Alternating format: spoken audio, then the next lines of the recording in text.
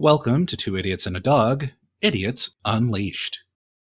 Normally, we like to kind of crib off of some other creator's tagline here and, have a little bit of witty banter with it.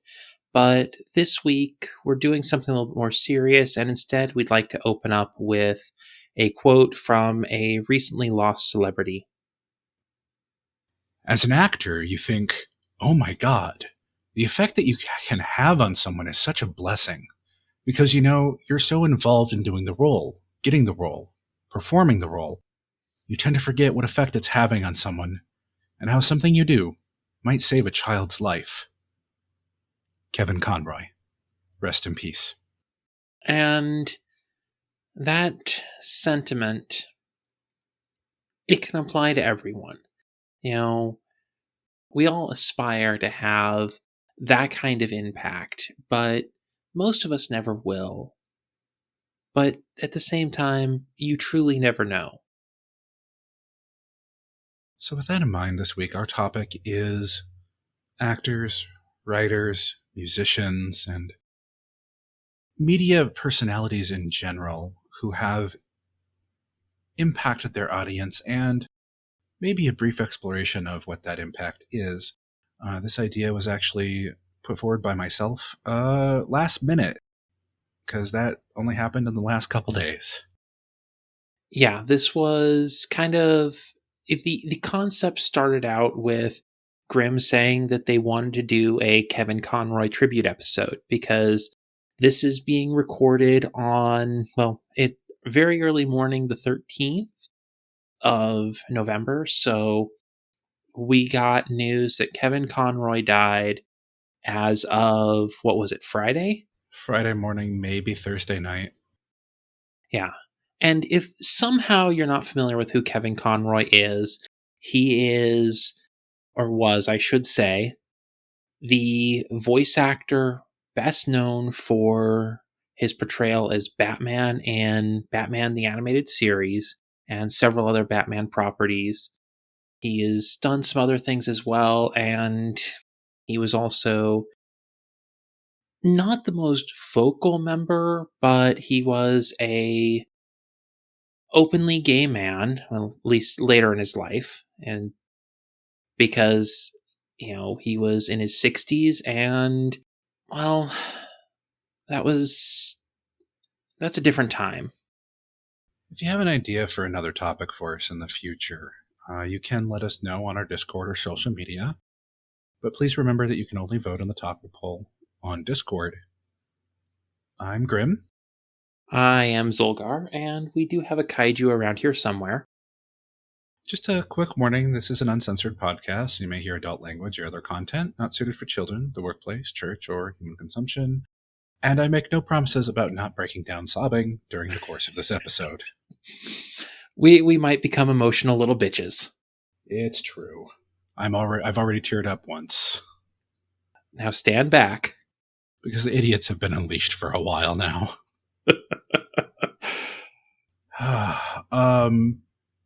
Due to the nature of the content and also a few other set factors, this is going to be a little bit of a more low energy episode. Which you probably already figured out by now.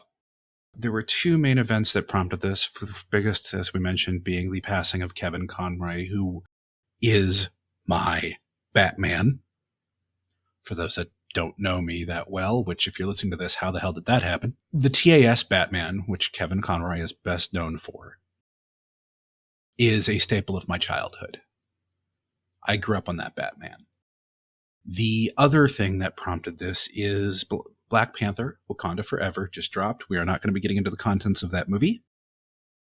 Beyond, it was spent a good chunk of its time as a tribute to the past actor who played T'Challa, Chadwick Boseman.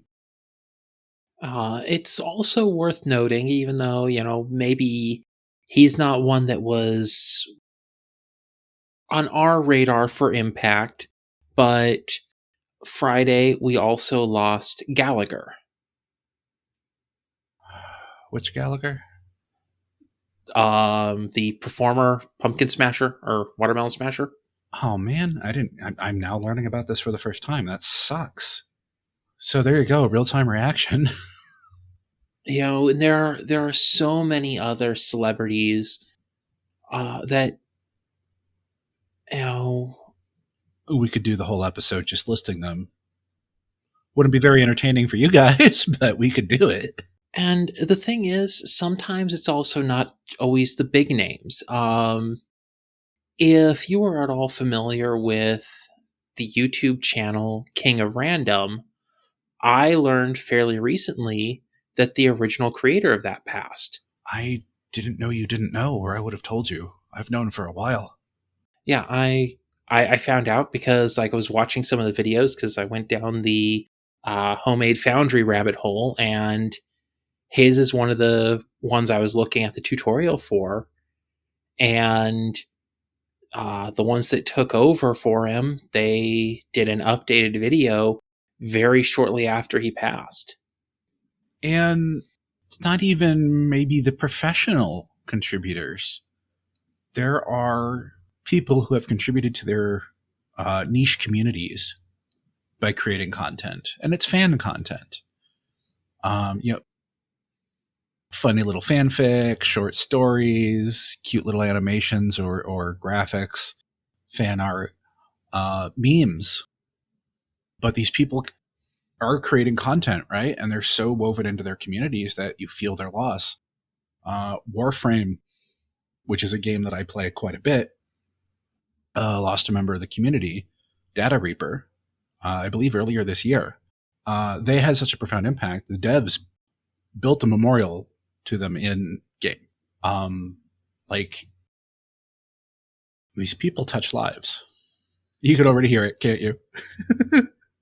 Yeah, and yeah, there are so many who have, and out of so many different communities, you've got the gamer communities, like you said, like Data Reaper and Ascendant from City of Heroes. And a couple of these people I knew, like Ascendant, I actually knew tangentially. But sometimes you don't. But you still form these parasocial relationships. You consume this content, whether they're in the community or they're the actual official professional creators like Kevin Conroy, Carrie Fisher, Chadwick Boseman, Grant Imahara. Mm. That was another one that was just out of left field, nowhere, just blindsided me. Yeah, and I mean, I watched MythBusters so much, and I loved that team. Yeah, the B team were great. Yeah, it's like sometimes they were more entertaining than Adam and Jamie. But instead of listing off these creators, let's talk about the impact some of them had. So the quote I gave earlier is from Kevin Conroy talking about an experience he had at a con with a fan. And the thing of it is, the more you pay attention to these interviews with these actors, voice actors, etc., most of them have a story like that, where this single fan has been touched so deeply by their work that meeting them is a major life event for them. Full disclosure, I never got to meet Batman. Our paths never crossed. He was never at a con I was at. And the thing of it is, a lot of us will never get to meet the people who have touched us that way. I never met Carrie Fisher. I never met Kevin Conroy. There are so many others out there I could think of that have touched me and my life that I'm never going to be able to meet. It's purely a parasocial relationship. So those that don't know, parasocial relationships are the experience of feeling like you are friends with or have a relationship with these individuals, even though you only know them through their content. So, for example, if you watch a lot of the popular tabletop role-playing show Critical Role, a lot of fans feel very closely connected to the cast, but they've never met. The cast doesn't actually know them. So it's a one-sided relationship that isn't really a relationship, but it still feels like one. And as long as you recognize that for what it is, it's perfectly fine. That's part of being a fan. Yeah. And now it is important to note that that parasocial relationship can take a dangerous turn. Yeah, it can. We're not going to get into that though, because that's not the point of this episode. This might be a somber topic, but we want to keep it positive because we're here to remember some of the creators we've lost and miss, and also to explore the impact they have on our lives, the very real connections that these parasocial relationships can create, even though we're not actually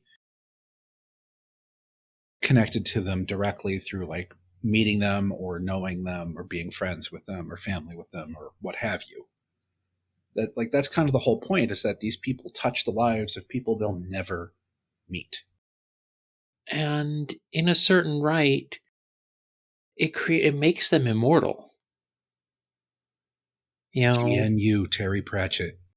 yeah, Stan Lee, that man is going to live on long after so many of us are gone because, you know, Stan Lee created multiple generations' childhoods. I mean, we touched on that on, what was that, our second episode ever in production? Yeah, our Into the Spider-Verse episode. yeah, our Into the Spider-Verse episode where we talked about his cameo in that, and well, we both broke down crying. The mask always fits. Eventually. Yeah, and anyone can wear the mask. That was his whole point. Yeah, it's just And there are so many creators and actors who have reached people like that. You know, for a moment, go into those who are, as of recording this, still alive, and hopefully long after this is recording. Mark Hamill. He has had a profound impact on so many people. Mark Hamill is a delight. Keanu Reeves is someone who has had some dark, sad times, but he still injects nothing but positivity and compassion into the world around him. Yeah. Will Wheaton. I mean, there's another one who he has had so much shit piled on him. And he, not to get too much into it, but his childhood was crap.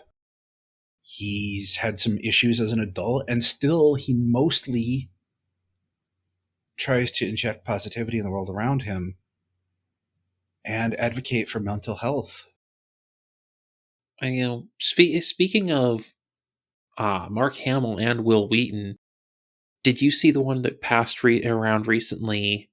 The hardest part was pretending he had no idea who Will Wheaton was. Uh-huh.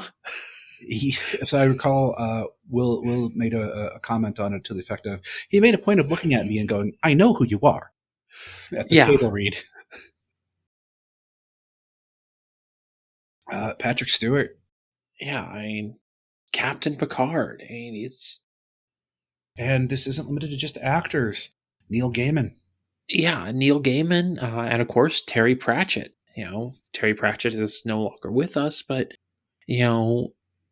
he touched so many people, especially with the Discworld books. Terry Pratchett is fucking immortal. His name will live on forever. Well, not truly forever, because eventually all things fail, but... Well, at least until the heat death of the universe. Yeah, in so long as there is the internet, he will continue. I mean, Linda Carter. Who is still with us. With current events that we're not going to get into, has switched social media platforms and taken to her new social media home like a fish to water. Because apparently that woman is a troll.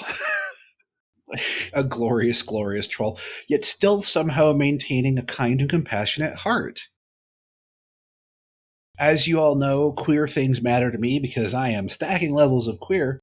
And of course, new celebrity on a social media platform, somebody asked her very quietly, very meekly, very timidly, do you believe trans rights are human rights? And her response was a single word. Correct. As if it needed no further elucidation. I love that woman. She truly is Wonder Woman. There's musicians. Every single person on the planet has heard the works of John Williams. I can almost guarantee it. He did the scores for Star Wars, right? Star Wars, Indiana Jones. He's done so much work. Yeah, John Williams is a staple of Hollywood. Yep. And Indiana Jones, the project they're working on right now, is going to be his final film. And I have a lot of mixed feelings about that, but the man's in his 90s and he's earned his break. Okay? Yeah, he's earned the chance to retire. And then some. You've got Danny Elfman. Danny Elfman. Yeah. Yeah. And not even just in movies. We've also got Johnny Cash. How many people did his work touch? God, so many. I mean, he had such a career, and then it's like that final album he released of covers that were just, I mean, his cover of Hurt is so... I believe Trent Reznor, the one comment on it was, I didn't realize I wrote that song for Johnny Cash, but here we are. Yeah. Guess I wrote that song for Johnny Cash. Which is a sharp contrast to his initial reaction, by the way. Which, by the way, Trent Reznor is another one. His music has actually... Trent Reznor's music is the reason there are some people alive today. I almost guarantee it. And his initial response to Johnny Cash covering Hurt was he didn't even listen to it. He threw the CD in a drawer and shut the drawer and was just like... He compared it to like somebody else dating your girlfriend type of thing. And then somebody actually sat him down and showed him the music video. And that's when he was like, okay, then.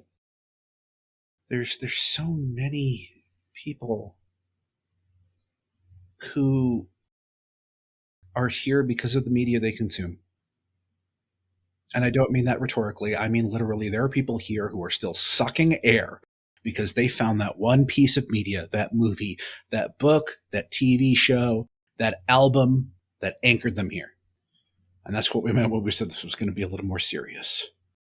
Yeah, because sometimes what you need is some hope, some release, some reason to keep going. And, sometimes that does come from a piece of media. Sometimes a piece of media can show you that there is a light, that there is a possibility for a brighter future. And it's not just Western media. I want to give a quick shout out to Tite Kubo, the mangaka for Bleach. Still with us, but he probably isn't doing manga anymore because he put his shoulder out drawing Bleach forever. That, of course, eventually got adapted into the anime, which is how I was introduced to it. And it's another one of those properties that is a big part of my fandom identity. I will probably never meet him. He doesn't even know I exist. But he's had such a profound impact on my life through his work. And we find out he's one of our 12 listeners.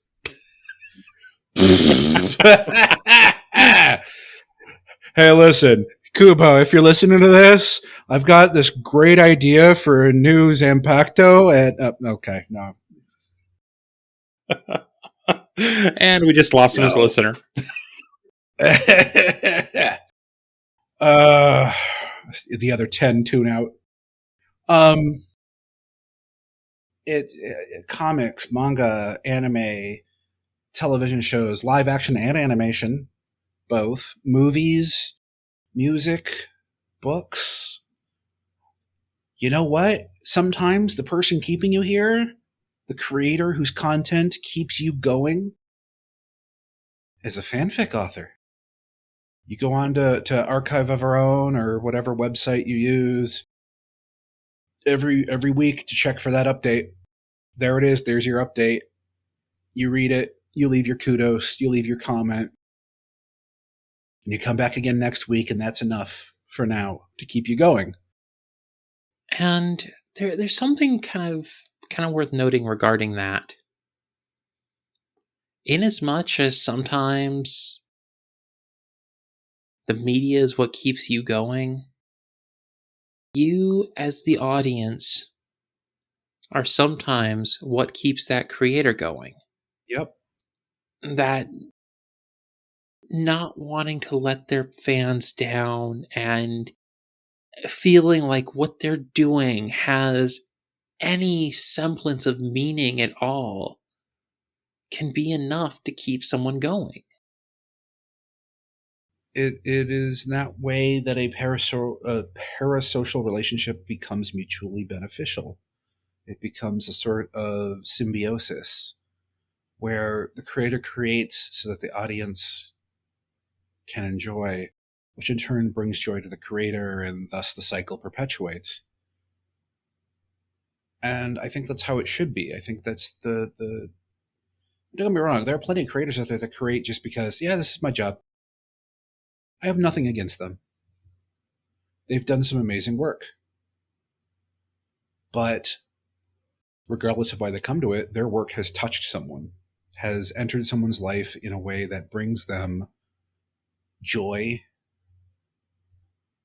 And it might be some of the only joy they get. I don't know if you've noticed, not to get too, I don't know, words kind of failing me at the moment, but have you looked outside recently? It's scary out there. And maybe that comic book coming out this month or that video game releasing is what's giving you a little bit of solace and refuge during these really turbulent times. And even if it's not necessarily everything that's a problem for you, that, because, sometimes the biggest problems are a lot smaller and closer to home. Maybe it's just you had a bad week. You got dumped, lost your job, or maybe someone you care about got sick. And that new episode of your favorite TV show comes out. And for that 20 to 40 minutes, those problems don't matter anymore. That's the power of media. Yeah, you can have that moment of solace where you're sitting there playing a video game, just zoning out and not thinking about everything that is going on and all of the problems you're dealing with right now. Of course, we would be remiss and irresponsible as creators ourselves if we didn't point out that sometimes this can turn into unhealthy escapism. It can. It very much can. In my mid-20s, I spent pretty much my entire life either at work or playing video games. I did nothing else. I did not take very good care of myself. I had no relationships outside of the internet. I was not a healthy person at that point. Hi, that's just me. Maybe this is a little more than the audience wants to hear, and if so, I apologize. But I'm going to peel the curtain back a little bit. I haven't been okay since I lost my job. Silger can tell you, he's watched it. Have you ever been okay? Honest answer, I don't know. I don't know. And if we're starting to get a little too real here, that's kind of the point, is this is real. The impact these media creators have is real. I'm here because of some media. Not a joke. Not an exaggeration, not hyperbole for the sake of the bit. I am here because of a video game. Now, part of that is because that video game connected me with almost every major friend I have today. But I am here because of a video game. I'm in a dark place now, but now I know how to cope with it. 20 years ago, I didn't know how to cope with it. And that game and its community kept me here long enough for me to learn how to deal with my shit. Fix my shit? No. Nah. Still working on that one. I'll let you know how that goes. But it gave me long enough to learn how to deal with some of this. Yeah, the impacts that these things have on us is very real. And yeah, you've got that kind of silly notion that, oh, well, you never met this person. Why does it affect you so much? You know, you know, Grimm was hit really hard with the death of Kevin Conroy. That's true. And then we saw Black Panther last night, and I've been a fucking mess for like the last 48 hours. And it's like, I'm not someone who's hit as hard by celebrity deaths, because honestly, I'm not even hit very hard by the deaths of people in my family. I'm kind of weird about that, but yeah, we all handle death a little differently. There's some people I've been like that about, and other people like Kevin Conroy and Chadwick Boseman, who I have a little more trouble handling. God, Robin Williams. that one screwed with me a bit, because he was another one of those that was a major part of my childhood, because I grew up watching some of his movies. Yep. And he was brilliant. The passing of these individuals, regardless of the reasons or the circumstances, if it affects you, I guess one of the other things I want to touch on in this episode is I want to look at you, the audience, hypothetically, metaphorically, because, this is a podcast, and just let you know it's okay to feel that loss, just as long as you are self-aware about it. I still feel the loss of Robin Williams, for example, but I'm definitely never going to feel it like his immediate family did. Be self-aware. Feel that loss. Accept it. It's okay. Just don't get weird about it. Yeah. It's okay to feel that you have lost something with the loss of one of these celebrities. It's understandable. And in a way you did. Yeah, you didn't know them, but they were a part of your life, and what they created is still there. You can still hop on HBO and watch Batman the Animated Series. You can still put in that VHS copy of Disney's Aladdin. Crack open Discworld, baby. Color of Magic, guards. Wherever you want to go. You can still watch Carrie in the Star Wars movies. It's still there, but there's nothing more. And that moment when you see that person on screen or see their work again and realize that that's it, that there's no more.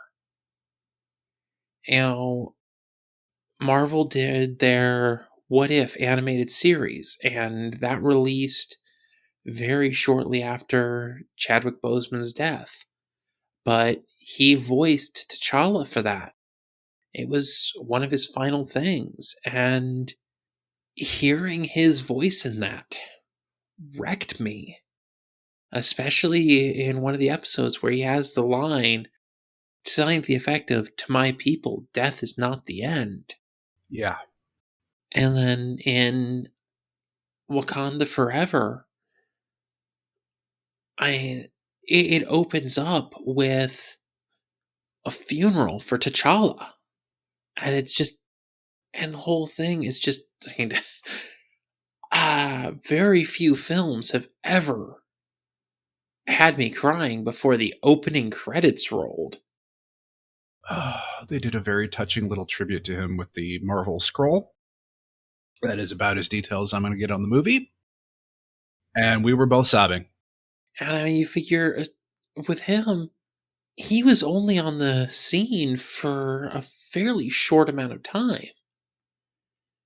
You know, But he was Black Panther. yeah. He was the right one to be cast for it, and he took on that role, and he embodied T'Challa. Which, reminder, we're both white, so there's a cultural disconnect that we can't correct for here. So, like, just context for us when we're talking about him and his passing, okay? Because it does matter. Neither of us have a dry eye, I can tell you that. even now, I'm sure you've heard him. I'm sure you've heard me.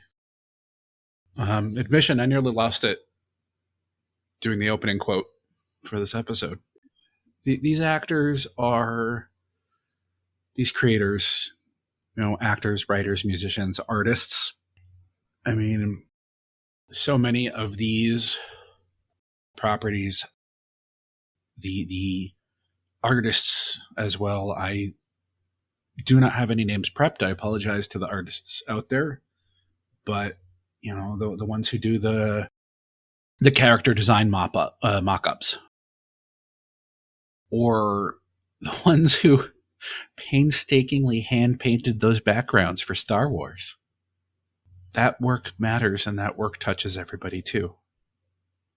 And the only thing more touching to me than these connections that can be made with people who will never meet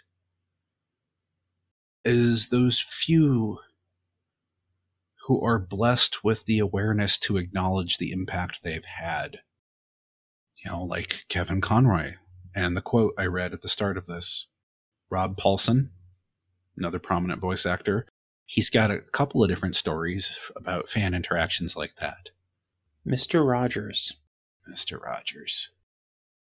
Some of the stories from him is just...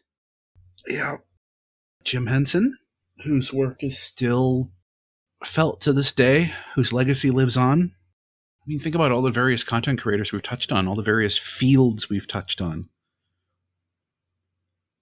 Authors, artists, a puppeteer. I'm going to mention another one who's still with us, and again, hopefully for a good long time, and knock on wood. Should be, because he's still fairly young, that he is shaping up to have that kind of impact too. Who you got? It's one that's going to kind of come out of left field. John Cena. Oh, yeah. He's already had an impact. I mean, the work he does with kids is ridiculous. And honestly, another one that, has done some great things, Ron Perlman. Oh, yeah. Ron Perlman is a fantastic human being by all accounts. So is Doug Jones. Yeah, I mean, Doug Jones is on the list of people I would love to meet. Like, the fact that Doug Jones has such an iconic actor that so many people recognize him immediately. When he's in full prosthetics and makeup and monster costuming, we can still pick him out and go, that's Doug. And he is everyone's favorite actor that most people don't know his face. The number of us who know Doug Jones's face off the top is a lot lower than the number of people who know his name and his work. Mm-hmm. He's fantastic. And that gives me a segue into another. Here's a director, Guillermo del Toro. His work has touched a lot of people. I mean, Pan's Labyrinth, the Hellboy movies, which got me into the comics in the first place. I'd never read a Hellboy comic before. Shape of the Water. Shape of the Water, which was, I have not watched that one. I have. It is beautiful. I just need to be in the right mindset. That's all. Yeah, it's on my to-do list at some point. I've heard fantastic things, and the clips I've seen are amazing. I actually saw it in theater, so yeah, Nice. Pacific Rim. Yeah, sure. That's kind of a lighter one for him, but it's a big dumb monster movie, and it's great. And it gave us this really cool way to describe something that's you're more than friends, but you're not like romantically involved or family quite, but you're drift compatible. That was all over the place for a long time in the fandom spaces about, that's how you would describe your closest friend. Oh yeah, we're drift compatible. I've actually never heard that. Really? Man, you need to hang out in other fandom spaces more. It was definitely all over Tumblr a while back. Yeah, but Tumblr's weird. Yes, but we like it that way. Yes, I'm on Tumblr, to the surprise of nobody. I am not on Tumblr, to the surprise also of nobody. Yeah. When we were divvying up the social accounts, and we decided that if we needed to have a presence on Tumblr, it was he immediately looked at me and went, "You're doing that. I'll do the rest, but you're doing Tumblr if it comes to it." I'm like, okay, that's fair. Speaking of Tumblr, you know what? I am going to talk about Tumblr just a little bit here, because that's one of the spaces where I have seen this impact from these creators the most, because you will see all of these posts. It's just people like you and me, fans and not fans even, mostly fans these days of various works. And they'll talk about how, there'll be like 3 posts in a row from someone with this like overly in-depth analysis of a specific piece of media. And then like a post will just pop up with them being like, yeah, so this media kind of saved my life because blah, blah, blah, blah, blah. And it's really sweet and it's kind of touching to see that. But some of these creators are on Tumblr as well. And what's even nicer is when a couple of them will pop in and be like, hey, I'm glad you're here. I've seen it a few times from Neil Gaiman. And it's always just this really sweet anchoring thing to see. Man, who's Neil Gaiman? They sound fake. I don't know, but I hear he has no social media. Didn't you write like a couple of failed books like 20 years ago or something? Something like that. I hear he wrote some silly comic or something. Whatever. Certainly nothing that would ever get adapted into one of the best television shows I've ever seen or anything. That'd be weird. I gotta take a brief detour here to talk about someone who is also still with us, but who may not be producing work anymore for various reasons. And that is Warren Ellis. Not going to get into what's going on with him. Not appropriate for this episode. But there are various reasons that we may not see much work for him for a while. And some of his work shaped my worldviews. Setting aside anything going on with Warren Ellis in real life, Transmetropolitan really shaped my understanding of politics and media consumption. Yeah, I've actually never read any of his work, I don't think, but you did watch some of his work. Which was that? Or at least you started some of his work. I don't think you ever finished it. Castlevania. He wrote the script for the series on Netflix. I need to get around to finishing that eventually. You do. Along with so many other things. Right? Just add it to the pile. Pretty much. For me, another one that, is still around. He's still working, but he's getting up there in age, that he was a major impact for, honestly, pretty much my entire taste in media. Stan Sakai. Oh, yeah. If you are not familiar with him, that is the creator of the comic Usagi Yojimbo, which is one of the comic books I grew up reading because it was one from my dad. Yeah. I mean, hey, let's take another detour back into the author world, by which I mean traditional novel writing. How many people has Tolkien's work touched? Directly or indirectly? And that's the question, isn't it? Because, I mean, directly, I'm going to be honest. I have never finished reading Lord of the Rings. Oh, I couldn't get through it. No offense to Mr. Tolkien, but he was definitely writing for a different audience. I recognize his skill as an author. He was a master, but he was too slow paced for my tastes. But, even just directly, so many people were touched by his work. And then if you factor in the movies as well, and then you go a step further, and, well, what two authors were we talking about when we first started discussing this topic? You mentioned two authors that would really mess with you when they went. I know they're going to mess with me because just thinking about it is making me a little upset, and because a fictional character they wrote passed away, and in their written works, and that hit me pretty hard.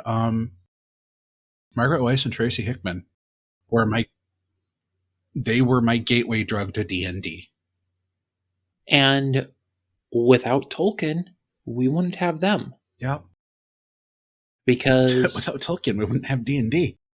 Well, that's just it. It's, Tolkien's work expands so far into so many things that the amount of lives Tolkien has indirectly touched is astronomical. Yeah. So let's go further back. What about good old Billy Shakes? Bard himself. How many times has his plays been told and retold in various media? We don't got time for that, do we? We could do an entire episode just on adaptations. And I don't mean like, okay, we're doing, we're talking about Hamlet. I mean, the pieces of media that are an adaptation of it, but so far removed that it's not obviously Shakespeare anymore. Or the adapted works that are absolutely Shakespeare. Like the absolutely terrible, yet somehow completely accurate Romeo plus Juliet with Leonardo DiCaprio from the 90s. Was that 90s or early 2000s? I think it was 90s. It might have been early 2000s. But like, that movie is terrible, but like in a good way, because it's, if you go through the script of the play and you go through the dialogue on the, it's a 1-to-1. Yeah, and there are some other great ones, or great and terrible. I mean, Strange Brew. You know, how many TV shows have had episodes that were basically just condensed? They were just like, "Hey, we need a script for this week. Okay, we'll just retell a condensed version of this play using our cast of existing characters." Sometimes it's woven seamlessly into the existing story, and sometimes it's just unrelated, what the anime and manga communities would call an omake. Just this unrelated, self-contained thing over here on the corner. In English, we call that filler. We could continue like this for a good long while, honestly, because the fact of the matter is we could keep going and we would keep finding media that has touched people's lives in such important and prominent ways. And frankly, I think y'all got better things to do than listen to us ramble for that long. But we would love to hear from you either on Discord or our social media platforms of some of the media or creators that have touched you that way, that have been such an important part of your life. These properties, the media itself, not the people, obviously, because people aren't property, they are our anchors. They are our ports in a storm. We are a race of storytellers. We are a people who tell stories. That is arguably what truly sets us apart from the animals. And we have been telling stories since we had the barest concept of how to do so. The most ancient writings we have are pictographs on walls. Telling stories of hunting expeditions and of big storms that wrecked an area. There's a cave where they found children's handprints on the ceiling. And that alone tells us a story of these ancient peoples who hoisted their children up so they could paint the ceiling. And if that is not the most human fucking thing ever. We've been people. We've always been people. And we've always told stories. And because of how intrinsically tied that is to our humanity, it's no wonder that the people who tell those stories, whether they're doing the writing, acting it out for us, or voicing those characters to bring them to life, scoring the piece so that it reaches out to us, or maybe they're just telling the story through song. Or maybe they're illustrating the story. Maybe it's a comic book, maybe it's a novel, maybe it's a TV show, a video game. All of these people tell these stories, and they put a little bit of themselves into it when they do. And we, as the audience, connect with those little bits of them. And when they pass, we feel that. That connection to that little bit of them and that work remains. But we know that we're not going to see that person's work again. At least not in new work. And it's okay to be sad. And it's okay to have that bittersweet moment of maybe you don't want to finish that TV series because that's really the end. Or you can't bring yourself to read that last book because there's no more. Because you're not ready to say goodbye. And that's okay. And that's it for this week. If you like what we do, please give us a like, follow, rating, and, all of that nonsense on your favorite podcatcher. You can also support us on Patreon for special bonus content and episodes a week early, or tip us on Ko-fi. You can find those and our social media platforms and Discord server in the show notes. Also, be sure to give our friends some love, whoever we're promoting this week. Hey everybody, this is Cody from the Robot Stone Age podcast, and you're listening to Two Idiots and a Dog Unleashed. Be sure to check us out on Twitter and them out on Twitter and Discord as well. Thanks for listening. Last but certainly not least, we want to give a quick shout out to all of our supporters on Patreon and Ko-fi, especially these idiots. Random Warrior, Rain, and Athen Mortis, who I think this week we won't ban.